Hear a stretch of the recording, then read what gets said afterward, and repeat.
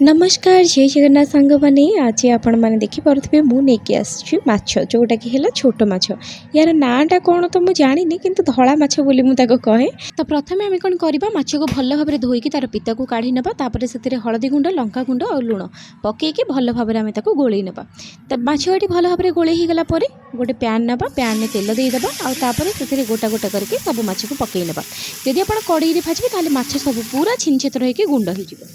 तापर एठी कौन करवा 3 चामच सोरिष नबा, गोटे चामच जीरा, 3 ରୁ 4ଟି कंचा लंका किंबा सुखिला लंका ता सहित 8 ରୁ 10 कोला रसुण नेकी ताको भल भाव बाटी नबा। एठी आपण देखि परथिबे माछ हमर भल भाव भाजी ही गलानी।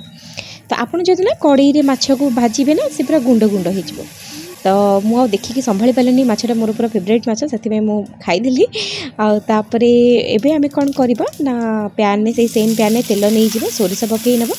तापर सुखिला लंका और पियाज टी पकईकि भाजी ना। तापर से आम जो बटा रखी देदेव लुण हलदी और लंका गुंड आउ अल्प टिके पानी देकी ताको आम भलसे गोलई ना। बेसी समय जब बेसर को आप कषिबे कि बेसी समय बाटे ताहले एटा पित्तकुलिया लगे।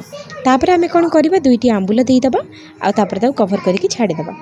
आपर जिते फुटी आसो लास्ट को माछटा पकईबा। यही भाव में आप छोट माछ को बनाते देखिए बहुत ही टेस्टी लगे बिना टमाटर भी बहुत ही खटा लगे जेहेतु आम आंबुल पकईचे। तो आशा करुँचे आज रेसिपी आपण निहाती भाव में पसंद आसो। जब पसंद आसो तेज चैनल टी सब्सक्राइब करने। तो फैमिली और फ्रेंड्स मान सहित वीडियो शेयर करेंगे। तो आज ये विदाय दिंतु रही। नमस्कार जय जगन्नाथ।